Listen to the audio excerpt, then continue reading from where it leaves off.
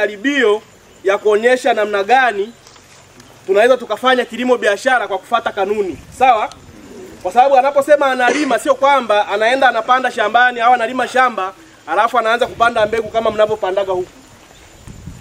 Anapanda mbegu kwa kufuata kanuni, analima kwa kufuata nini? Ili uweze kusimamia kilimo, uweze kuwa mkulima ambaye unaweza kufaidika na kilimo chako, lazima ufuate kanuni bora za nini? Sasa cha kwanza nataka niwapitishe kwenye kanuni bora za kilimo, alafu baadaye baadhi tutaenda kuzifanyia kazi kwenye hiki kitabu chetu hapa kwa mfano. Sawa? Haya. Unapoanza kufanya kilimo, cha kwanza unachopaswa kukifanya, tunaandaa shamba mapema. Tunafanyaje?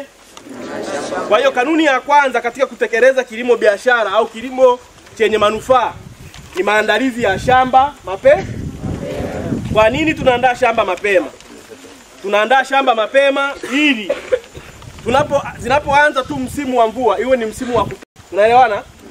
Kwa hiyo kanuni ya kwanza kabisa katika kilimo ni maandalizi ya shamba tena mapema. Maandalizi ya shamba wapi? Mapema. Sawa jamani? Kanuni ya kwanza hiyo. Kanuni ya pili ni matumizi ya mbegu bora. Matumizi ya nini? Mbegu bora. Mbegu bora mnazijua? Zikoje? Nani anaweza kunielezea mbegu bora ni ipi? Nani anaweza kunielezea mbegu bora ni ipi? Nani analima mahindi hapa kwao? Wanaolima mahindi? Wote walima. Mbegu mnatoa wapi? Nanunua dukani Inakuwa kwenye kifungashio Hiyo ni mbegu bora. Hiyo ni mbegu ambayo ndani yake pale utakuwa amekuelekea maandishi tofauti tofauti ya namna ambavyo unaweza ukaitumia ile mbegu. Sawa? Kwa hiyo katika kulima zao lolote na kuanzisha biashara yote ya kilimo biashara lazima utumie mbegu bora. Lakini cha tatu ni kupanda kwa wakati na kwa nafasi. Kupanda kwa wakati. Yaani tunaposema kupanda kwa wakati ni kwamba mvua zinapoanza tu, kwa sababu sisi tunategemea mvua. Wakulima wengi Gloria tunategemea mvua ya Mungu. Sawa?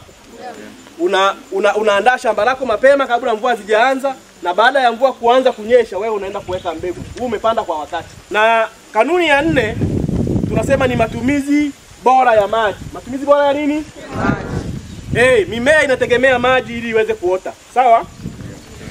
Sasa ukipanda mbegu halafu hamna maji haiwezi kuota.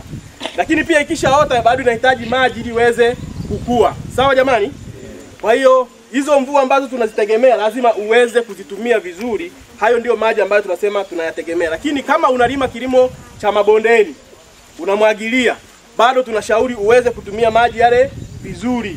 Umwagilie kwa wakati ili zao liweze kukua. Kanuni ya 5, nitamaliza nitaziuliza. Mnazishika lakini? Nitauliza hizi kanuni mtanitajia. Kanuni ya 5 ni matumizi sahihi ya mbolea na viuatilifu. Kanuni ya ngapi? Ni nini? Matumizi sahihi ya mbolea na nini? Kanuni ya 6 ni udhibiti wa magugu. Udhibiti wa nini? Mazao yanayoota pasipo sahihi. Ni mimea inayoota pasipo sahihi. Kwa hiyo lazima tudhibiti magugu. Na kanuni ya mwisho kwa leo ni udhibiti wa magonjwa na wadudu wa mazao. Udhibiti wa magonjwa na nini?